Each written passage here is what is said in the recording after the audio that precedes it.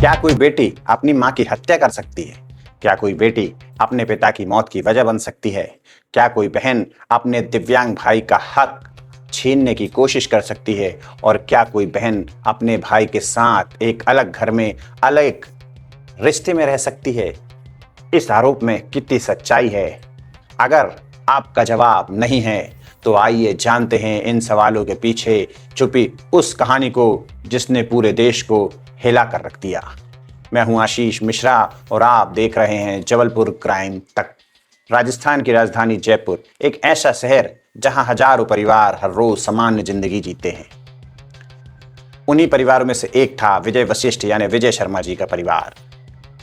Vijay Sharma ji Rajasthan high court में LDC के पद पर कार्यरत होते हैं। परिवार में उनकी पत्नी नीरज शर्मा, बेटी आयुषी शर्मा और एक दिव्यांग बेटा, जिसकी देखभाल के लिए घर में हमेशा किसी एक सदस्य का रहना जरूरी होता है। बाहर से देखने पर यह सामान्य परिवार दिखाई देता है, लेकिन साल 2024 के आखिर में सब कुछ बदलने वाला था। अचानक विजय शर्मा जी की तबीयत बिगड़ती है। उन्हें अस्पताल ले जाया गया, जहां डॉक्टरों ने ब्रेन हेमरेज की पुष्टि की। कई दिनों तक इलाज चला, परिवार की चिंता बढ़ी, लेकिन इलाज का असर हुआ और डॉक्टर ने उन्हें छुट्टी दे दी। सलाह यही थी कि कुछ समय आराम करें और नियमित दवाइयां लेते रहें। परिवार को लगा कि सब कुछ अब ठीक हो जाएगा, संकट टल चुका है, लेकिन यहीं से कहानी में एक ऐसा मोड़ लिया जिसकी किसी ने कल्पना भी नहीं की थी। कुछ समय बाद बेटी आयुषी ने अपनी मां से कहा कि सरकारी अस्पताल में इलाज हो चुका है, अब पापा को किसी प्राइवेट अर्थात निजी अस्पताल में दिखाना चाहिए ताकि वे जल्दी पूरी तरह ठीक हो जाएं। यह बात सुनकर किसी को भी कोई शक नहीं हुआ। आयुषी अपने पिता को घर से लेकर निकल गई। मां ने सोचा कि कुछ घंटों में वापस आ जाएगी, लेकिन शाम बीत गई। फिर इसी तरह अगला दिन भी बीत गया। धीरे धीरे कई सप्ताह गुजर गए। जब भी नीरज शर्मा अपनी बेटी से पूछती, तुम्हारे पापा कहाँ हैं, हर बार जवाब मिलता, मम्मी पापा का इलाज चल रहा है, डॉक्टर ने मिलने से मना किया है। नीरज शर्मा चाहकर भी खुद नहीं जा सकती थी, क्योंकि घर पर उनका दिव्यांग बेटा था जिसको 24 घंटों देखभाल की जरूरत थी। उधर रिश्तेदार भी पूछने लगे थे कि विजय शर्मा आखिर किस अस्पताल में भर्ती हैं, लेकिन किसी के पास स्पष्ट जवाब नहीं था। समय बीतता गया। करीब 3 महीने बाद पहली बार एक निजी अस्पताल का नाम बताया गया। जब नीरज शर्मा अपने भाई राकेश शर्मा के साथ वहां पहुंची तो डॉक्टरों की बात सुनकर दोनों दंग रह गए, स्तब्ध रह गए। डॉक्टर ने बताया कि विजय शर्मा की हालत बेहद गंभीर है। उनके कई अंग गंभीर रूप से प्रभावित हो गए हैं। बचने की संभावना बहुत कम बताई गई। यह सुनकर परिवार के सामने सबसे बड़ा सवाल यही था कि जिस व्यक्ति को कुछ महीने पहले अस्पताल से बेहतर हालात में छुट्टी मिली थी, उसकी तबीयत इतनी तेजी से आखिर बिगड़ी तो बिगड़ी कैसे? इस सवाल का जवाब किसी के पास नहीं था। कुछ समय बाद विजय वशिष्ठ की यानी विजय शर्मा जी की मौत हो गई। परिवार ने इसे बीमारी से हुई मौत मानकर अंतिम संस्कार कर दिया। उस समय किसी ने शायद यह नहीं सोचा था कि 1 साल बाद यही मौत फिर से सवालों के घेरे में आ जाएगी, क्योंकि उस वक्त किसी के पास शक करने का कोई ठोस वजह थी भी नहीं। लेकिन साल 2026 में एक और घटना हुई और उसी घटना ने पुराने जख्म फिर से खोल दिए। 21 अप्रैल 2025 को विजय शर्मा के निधन के बाद परिवार पूरी तरह टूट चुका था, लेकिन जिंदगी किसी के लिए रुकती नहीं। अब सामने सबसे बड़ा सवाल था कि परिवार का खर्च कैसे चलेगा। घर में एक दिव्यांग बेटा था जिसकी देखभाल और इलाज लगातार जरूरी था। ऐसे में नियमों के अनुसार अनुकंपा नियुक्ति की प्रक्रिया शुरू हुई। आयुषी चाहती थी कि पिता की जगह लेने वाली सरकारी नौकरी उसे मिले। उसने इसके लिए आवेदन भी कर दिया, लेकिन परिवार के कुछ लोगों का मानना था कि उस समय नौकरी नीरज शर्मा को करनी चाहिए, क्योंकि पूरे घर की जिम्मेदारी अब उन्हीं के कंधे पर थी। परिजनों के समझाने के बाद नीरज शर्मा ने अनुकंपा नियुक्ति के लिए आवेदन किया और नियमानुसार उन्हें नौकरी मिल गई। यहीं से परिजनों के अनुसार मां और बेटी के बीच दूरियां बढ़ने लगी। बताया गया कि आयुषी इस फैसले से खुश नहीं थी। कुछ समय बाद संपत्ति को लेकर भी परिवार में विवाद की बातें सामने आने लगी। परिजन का आरोप है कि आयुषी चाहती थी कि जयपुर के मकान और दूसरी संपत्ति उसके नाम कर दी जाए, लेकिन नीरज शर्मा इसी के लिए तैयार नहीं थी। इसी दौरान यह भी बताया गया कि आयुषी पुराने घर में रहने चली गई और वहीं से इस पूरे घटनाक्रम ने एक नया मोड़ ले लिया है। जांच के अनुसार इसी अवधि में नीरज शर्मा की गतिविधियों पर नजर रखी जाने लगी। उनकी दिनचर्या समझी गई। वे किस समय घर से निकलती हैं, किस रास्ते से जाती हैं और कब वापस लौटती हैं, इन सब बातों की कथित तौर पर रैकी की गई। जांच में कथित रूप से यह भी सामने आया था कि पहले भी एक बार योजना बनाई गई थी, लेकिन वह सफल नहीं हो सकी। इसके बाद दोबारा पूरी तैयारी की गई। फिर आई 3 जुलाई 2026 की शाम करीब 4:45 जयपुर के प्रताप नगर इलाके की एक सड़क पर नीरज शर्मा रोज की तरह पैदल जा रही थी। उन्हें शायद अंदाजा भी नहीं था कि कोई उनकी हर गतिविधि पर नजर रखे हुए है। तभी अचानक तेज रफ्तार से एक स्कॉर्पियो उनकी तरफ बढ़ती है। चश्मदीदों के मुताबिक गाड़ी ने सीधे उन्हें टक्कर मारी और टक्कर इतनी जोरदार थी कि नीरज शर्मा कई फीट दूर जाकर गिरी। आसपास मौजूद लोग दौड़कर पहुंचे, लेकिन तब तक बहुत देर हो चुकी थी। मौके पर ही उनकी मौत हो गई। पहली नजर में यह एक सड़क हादसा लग रहा था। स्थानीय लोगों ने भी यही समझा कि तेज रफ्तार वाहन की चपेट में आने से यह दुखद दुर्घटना हुई। पुलिस ने भी शुरुआती कार्रवाई उसी आधार पर की, लेकिन किसी को नहीं पता था कि कुछ ही दिनों बाद यही सड़क दुर्घटना पूरे देश में चर्चा का विषय बनने वाला है। लेकिन कहानी यहीं खत्म नहीं होती। असली कहानी तो नीरज शर्मा की मौत के बाद शुरू होती है, क्योंकि पुलिस इस पूरे मामले को एक सामान्य सड़क हादसा मानकर जांच कर रही थी। उधर परिवार अंतिम संस्कार की तैयारी में लगा था, लेकिन इसी बीच एक व्यक्ति ऐसा था जिसे यह हादसा शुरू से साधारण नहीं लग रहा था। वह थे नीरज शर्मा के भाई राकेश शर्मा। राकेश शर्मा बार बार एक ही बात कह रहे थे कि उनकी बहन बेहद सतर्क महिला थी। वह रोज उसी रास्ते से आती जाती थी, सड़क के बिल्कुल किनारे चलती थी।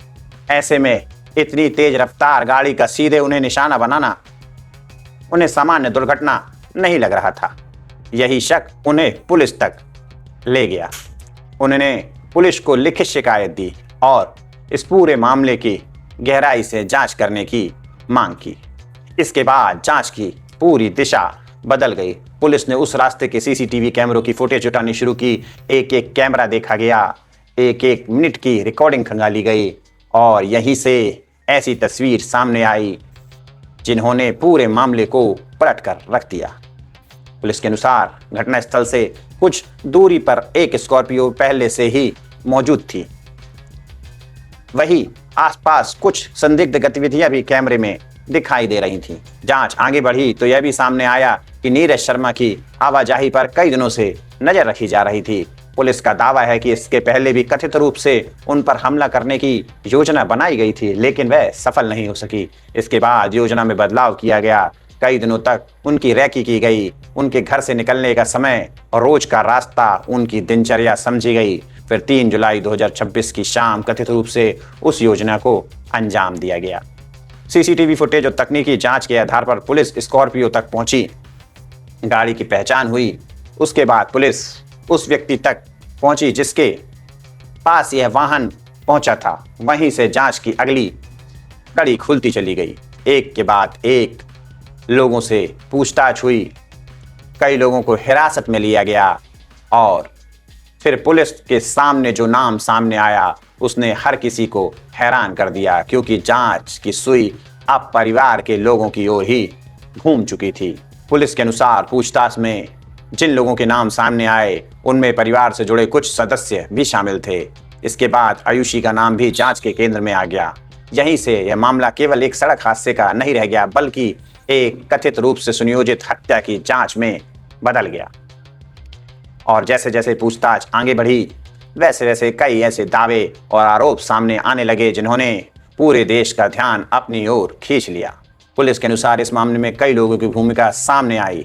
कुछ पर आरोप है कि उन्होंने रैकी की, कुछ पर वाहन की व्यवस्था करने की आरोप लगे और कुछ पर घटना को अंजाम देने का आरोप लगा। इसी दौरान पुलिस ने आयुषी से भी पूछताछ शुरू की। पूछताछ के दौरान जो बातें सामने आई उन्होंने इस मामले को और भी संवेदनशील बना दिया। पुलिस का दावा है कि पिता की मृत्यु के बाद अनुकंपा नियुक्ति और संपत्ति को लेकर परिवार में विवाद बढ़ गया था। जांच में यह भी सामने आया कि परिवार की कुल संपत्ति की कीमत करोड़ों रुपए आंकी जा रही थी। इसी वजह से जांच का फोकस आर्थिक लाभ के संभावित उद्देश्य पर भी गया। दूसरी तरफ नीरज शर्मा के भाई राकेश शर्मा लगातार एक और सवाल उठा रहे थे। उनका कहना था कि अगर उनकी बहन की मौत की जांच इतनी गहराई से हो सकती है तो फिर उनके जीजा विजय वशिष्ठ या विजय शर्मा की मौत भी नए सिरे से जांच होनी चाहिए। राकेश शर्मा का आरोप था कि विजय वशिष्ठ को अस्पताल से ले जाने के बाद करीब 3 महीने तक परिवार को उनकी सही जानकारी नहीं दी गई। फिर अचानक उनकी हालत बेहद गंभीर बताई गई और कुछ दिनों बाद उनकी मौत हो गई। राकेश शर्मा ने पुलिस को लिखित शिकायत देकर मांग की कि इन 3 महीनों की पूरी जानकारी जुटाई जाए।